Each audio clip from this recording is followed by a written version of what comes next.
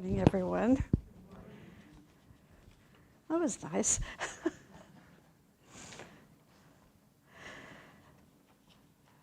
Such a beautiful day today. Gosh, with the sun shining and it's almost 90 and but it's not humid, so that's lovely. Anyway, this morning I'm going to be talking about spiritual indifference.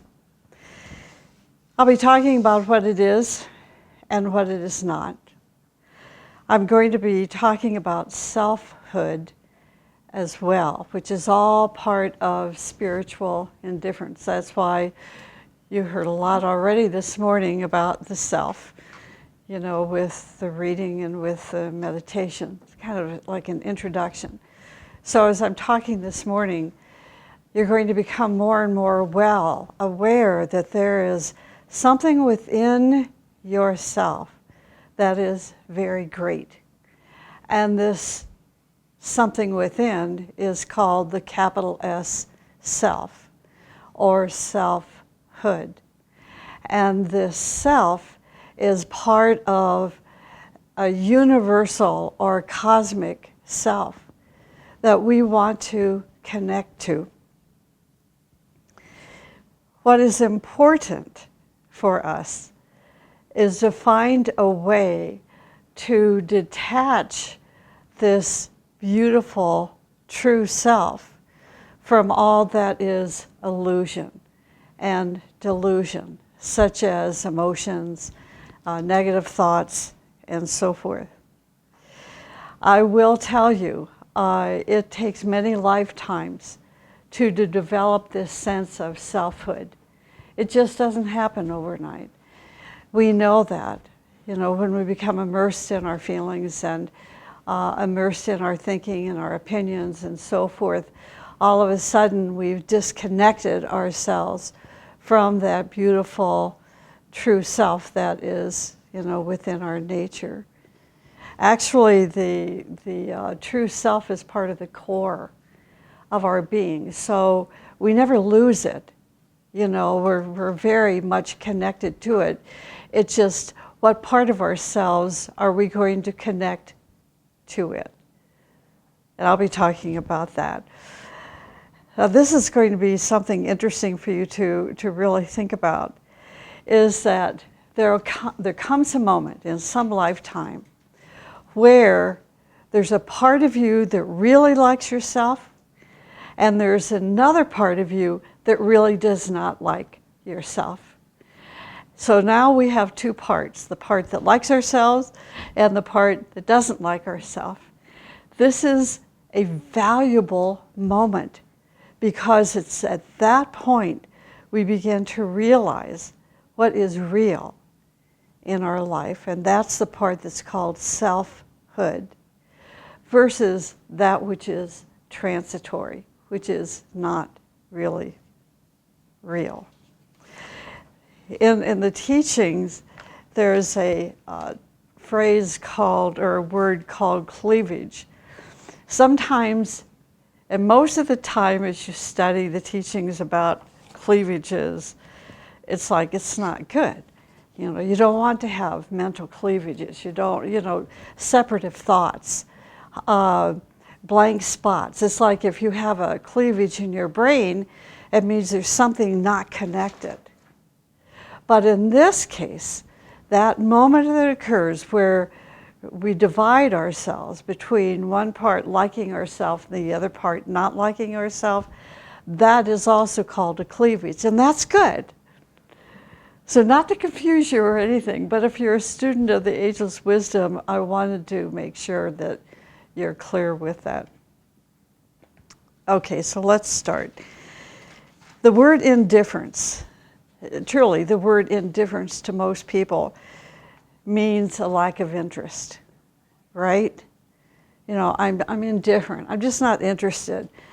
I don't care. I don't have any concern about that. But that's what I'm going to be talking about today. Today, we're going to understand spiritual indifference from the esoteric point of view. It means to have total control over your responses and actions. That's pretty much it in a nutshell. It means to have total control over your emotions and reactions. So,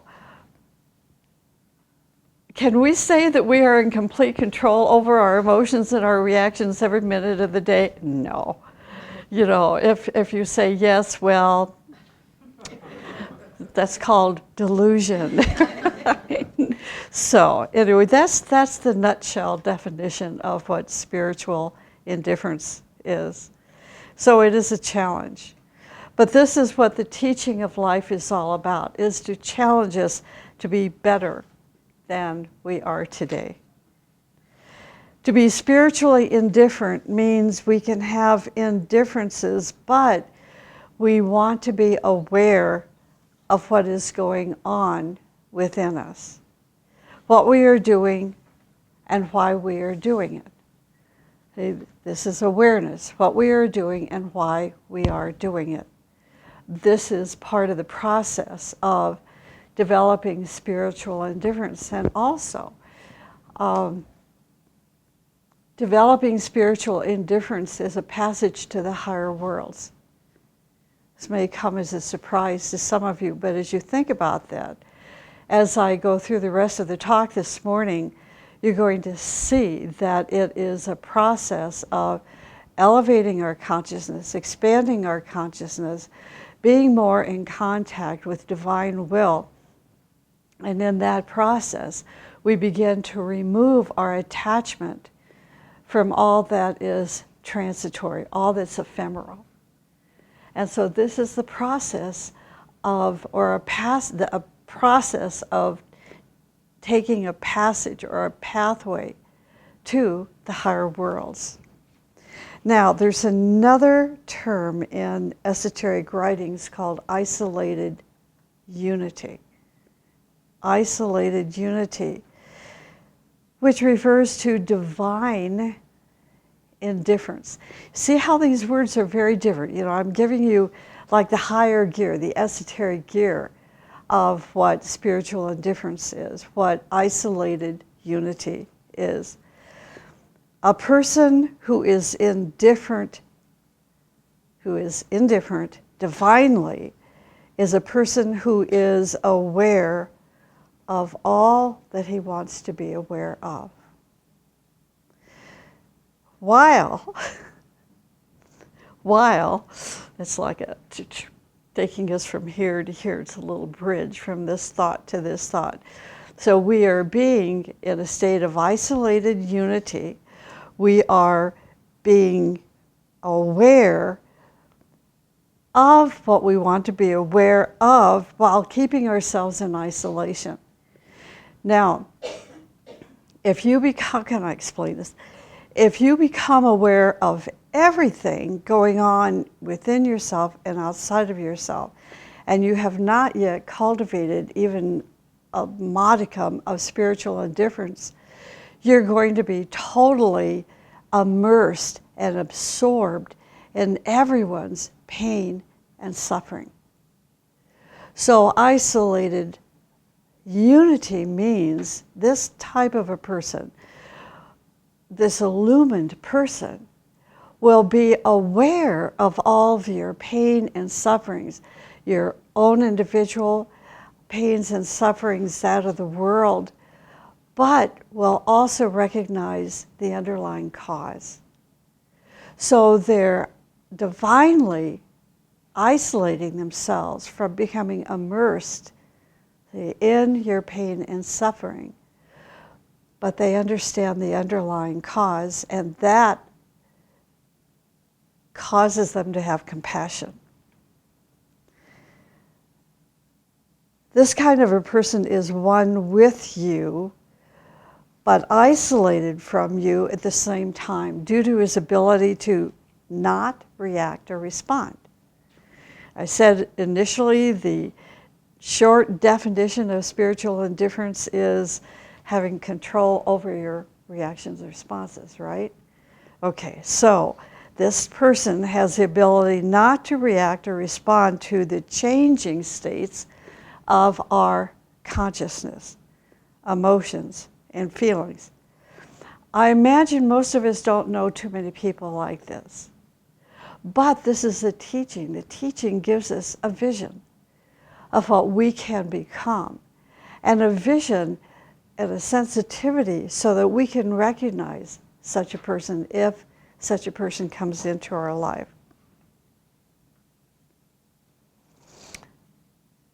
This person is aware of our pains and sufferings and joy and aspirations and has compassion for us in that regard, but he or she is not overcome with them.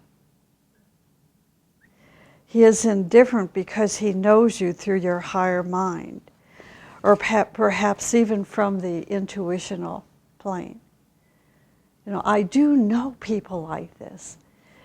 And it is, you're going to have a very different kind of a relationship with them.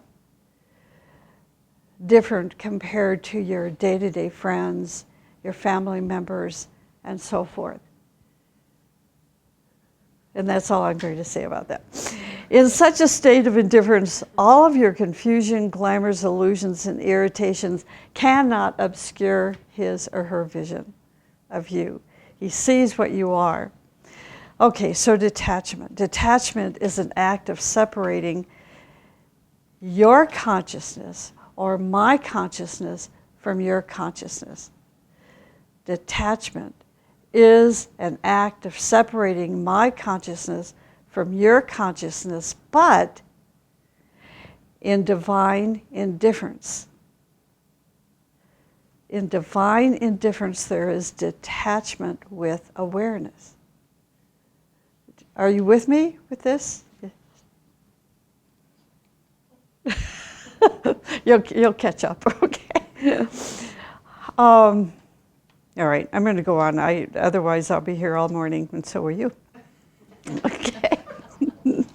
The more a leader is indifferent to the lower agitations, problems, stresses, and interests of the people, the better he or she can understand their problems and find better ways to solve them.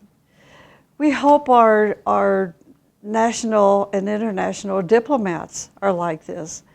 We hope that our heads of state are like this. We hope that the presidents of all countries are like this. And that's a vision for our future. When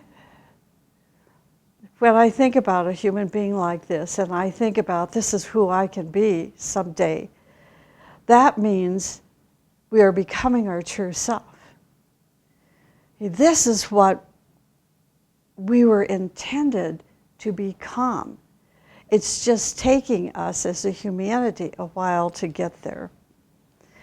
If our personality is involved with the problems of other personalities, what will happen is that we become greatly influenced by them when we give them advice or try to help them with solutions.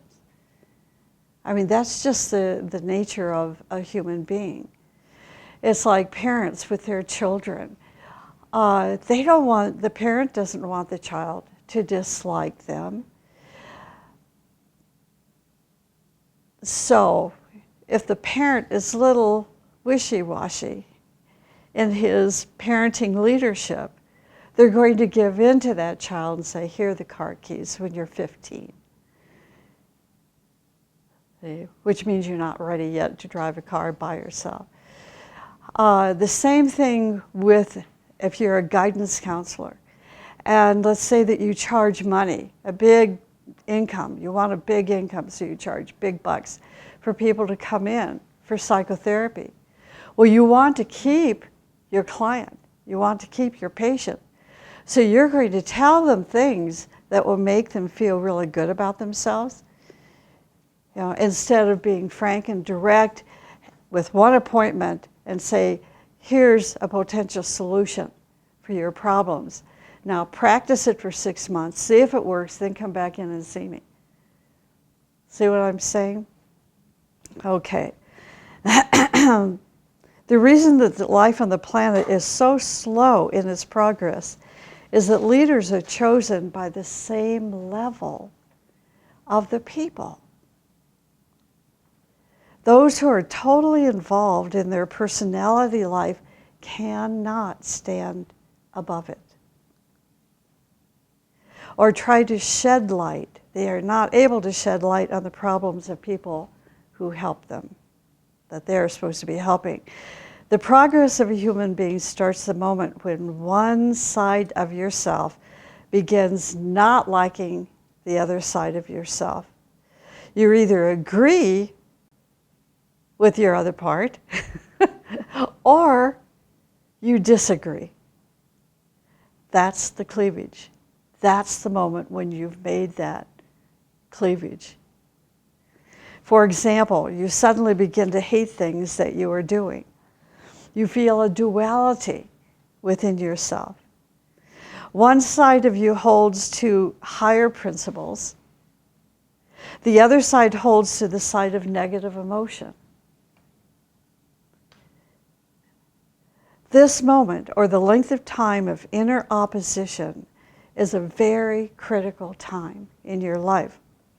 It is the moment that you decide what your future is going to be, your victorious self or your failure. It is in this period of time that you will do all that is possible to stand and act in the light of your inner guide. So, to me, this is an obvious point in a person's life where there is a stage of crisis. We know, many of us who are on, this path of the teaching of life, we believe that we're traveling to the path of Shambhala. Some people use the phrase returning to the Father's home. But this is the point. It is not only a narrow path, but it is also difficult. However, if we graduate, it leads us to glory. So let's talk a little bit more about the cleavages in us, this one cleavage where we feel a duality within our nature. First, it takes time, watchfulness, and hard work to discover this duality. Once we discover it, we're going to make a deal with this. It's called this other portion of ourself, an inner enemy, and say, you've been keeping me under your control for 24 hours a day. You're using me for sex, for drugs, for pleasures, for eating, for entertainment, for pains, for anxieties, for fears, for anger, hatred. But, see, this is you having a conversation with this inner enemy, right? Then you can say this, can you at least give me 1 hour? 1 hour so that I can meditate and study and pray and create. Now, it depends on your willpower to have an hour for yourself for spiritual striving. Later, you're going to make it 2 hours, 5 hours, and eventually 24 hours a day, doing all that you can do for your higher self. All of your life becomes a service if you do all that you are doing as a service for humanity and in honor to the Most High. It is no longer necessary for you to go to the desert or to the mountains, we have them both here, to serve the world.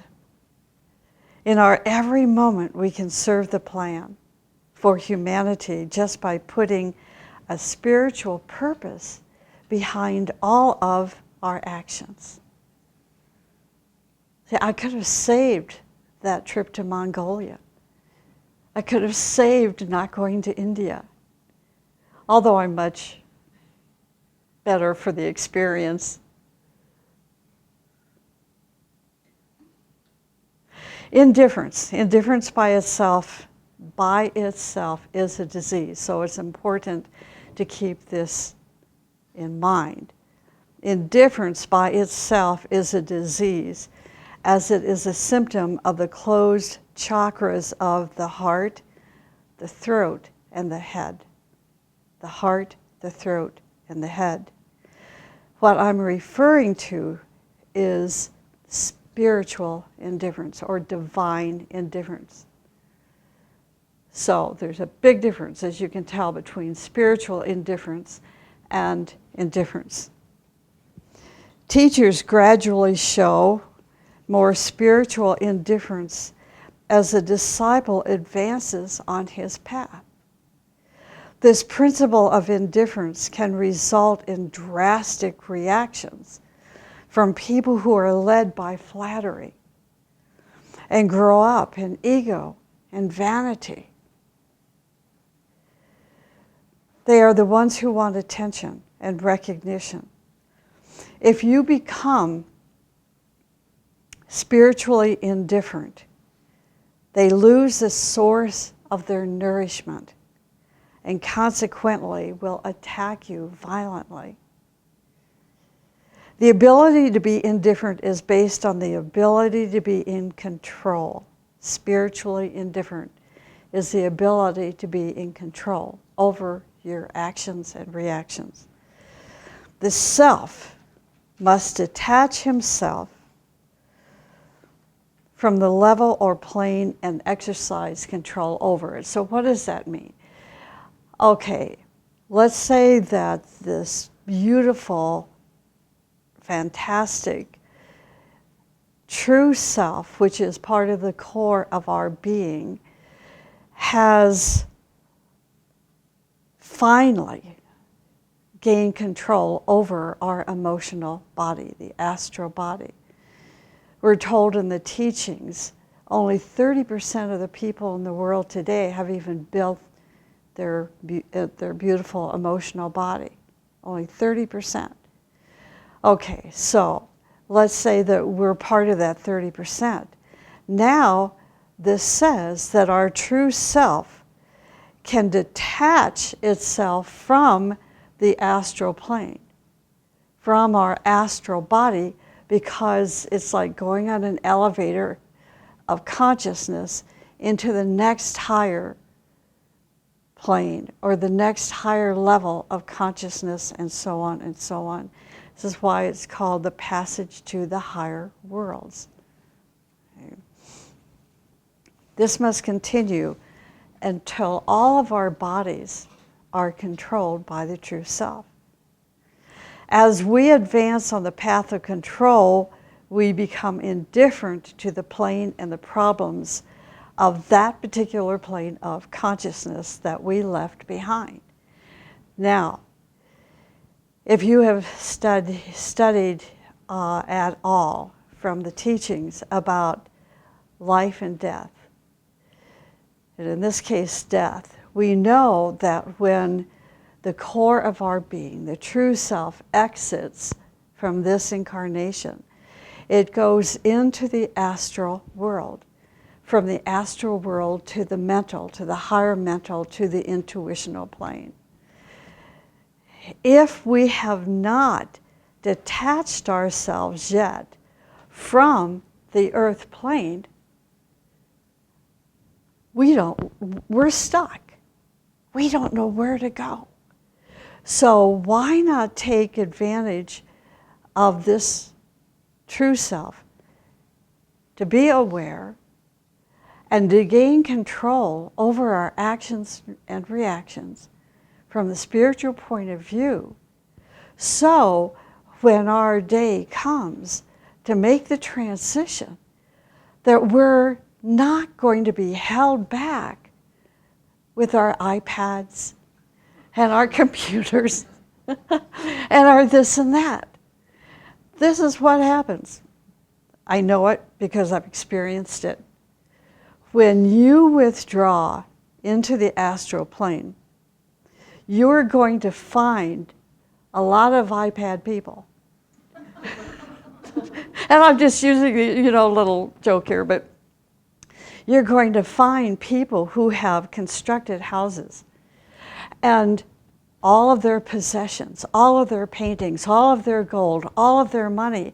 And for a very, very, very long time, that's still their reality. They don't know that they're in the astral plane. They're so attached to their stuff that worked really well for us. I mean, I'm going to have to untether myself from my iPad. You know, I mean, it's part of my life now. Everything that it contains in this little thing. You know. But we won't need iPads, you see, because we'll have a greater consciousness that will not need that kind of limited knowledge.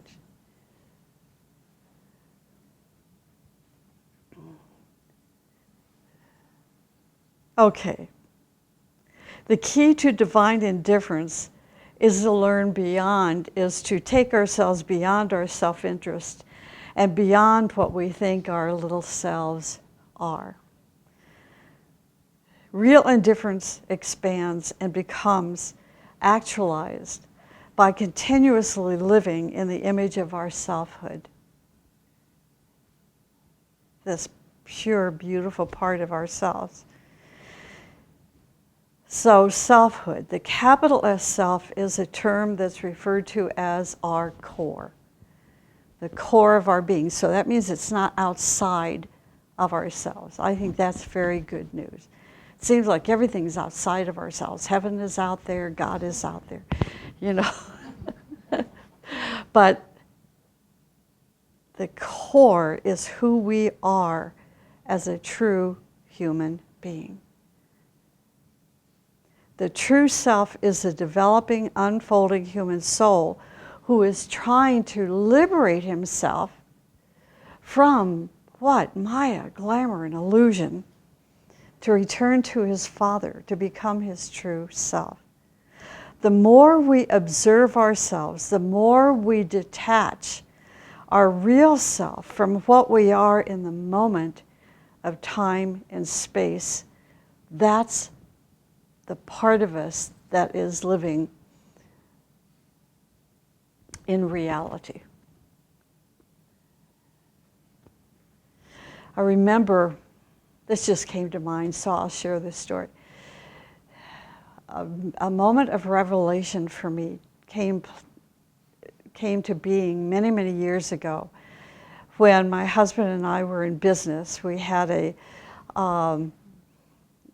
couple of businesses, actually. This particular one that I'm thinking of is we had a nonprofit organization for EMTs, medical, emergency personnel, and we went around the country giving lectures and seminars and so forth for education.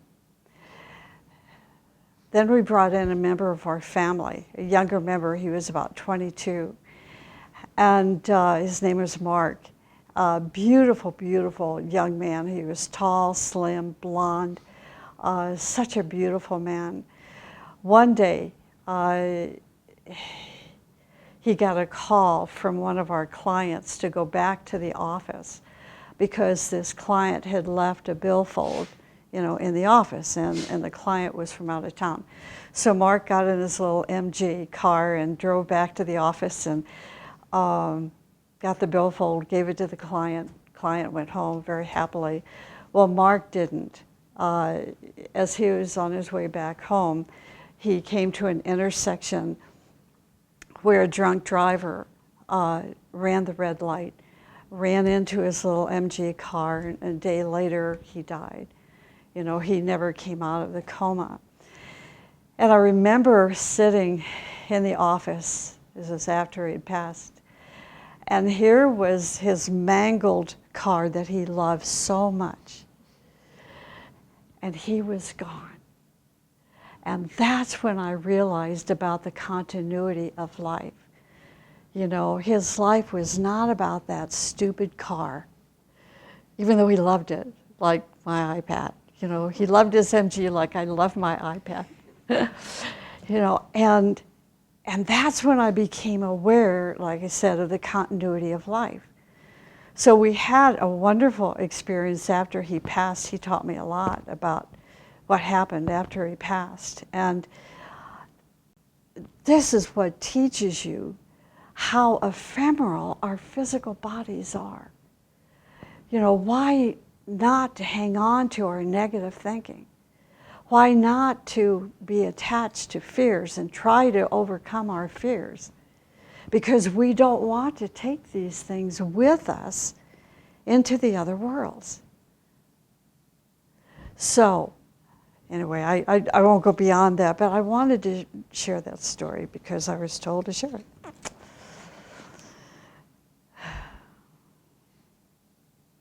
The self is the divinity within us, the creative center within us. This self is the source of light and love and power within us. We don't have to pay for it. It is within us. We just have to do a little work to find it. The next step of experiencing divine indifference is when we move to a little more advanced stage and our awareness becomes absorbed in what we call the spiritual triad, which is a higher state of consciousness. Eventually, as we are able, as our consciousness functions in this illumined state of being, we can observe the outer life without the slightest irritation. Okay. Sometimes such a state is called ecstasy or nirvana or bliss, in which no hostile arrow reaches you, and you radiate serenity and bliss in spite of the storms taking place in the lower strata. See, this is what some people call a miracle, because it doesn't happen very often. We want it to become part of our life, part of the fabric, of living. Now, the teaching says that true self-actualization starts with intuition, because it is only through intuition that reality is seen. Now, last week I talked about intuition, if you remember. If not, you can go to our YouTube, account and listen to it again. Self-actualization is the process of enlightenment during which you find your own self in the self of others, and eventually become one with the self in everything. This was the message of Christ. In becoming oneself, you become all giving, all loving. So real self-actualized people such as Christ and Buddha and Zoroaster and others were all loving. They were all giving. That is how a true server of humanity emerges. The key to divine indifference is to stand beyond our self-interest, little self-interest, even beyond what we think our self is.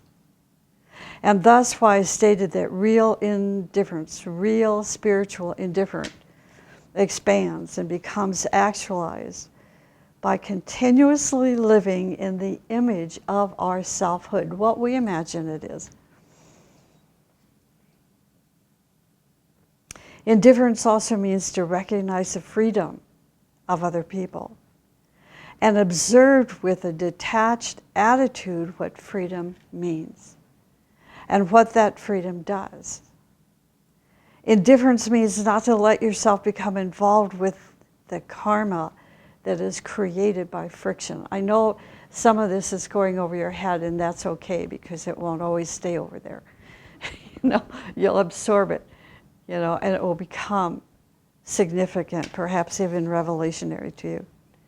So indifference is related also to non-interference and total respect for the law of karma.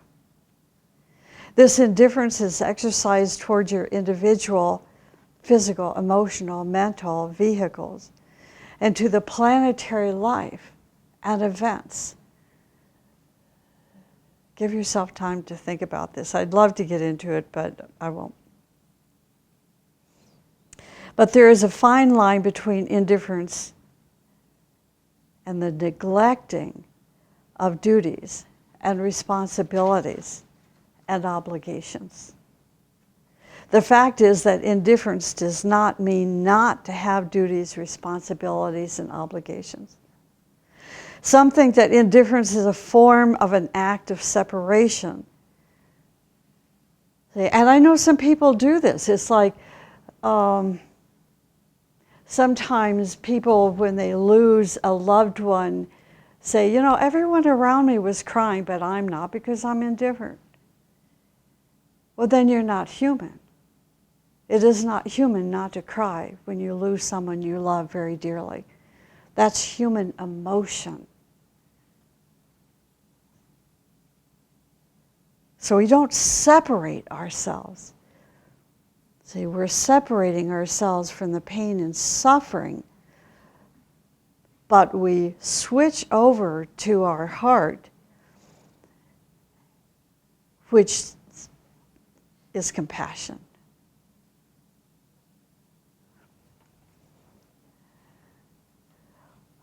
We must experience divine indifference to really, really understand its true meaning.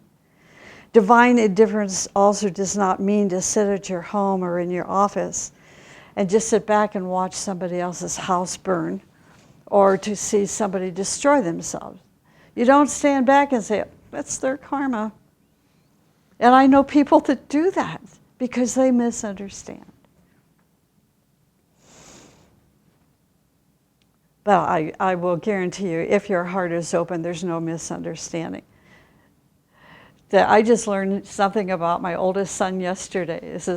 He and his wife were up here from Phoenix, and we were talking about the earthquake. When he first moved to California, he was there 10 days into his move. There was a huge earthquake, San Francisco, and he was cut off. That earthquake cut him off from the mainland.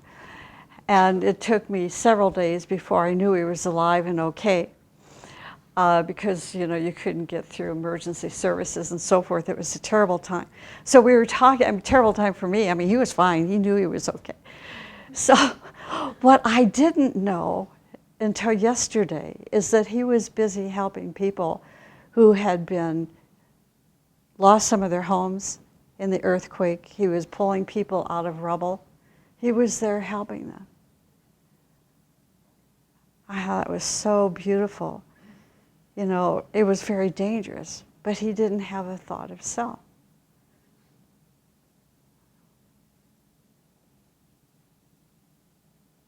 Spiritual indifference is also resignation from your ego, because it is the ego that is the involver. See, he never even told me. And I heard other stories where living out, you know, in California, there's lots of fires.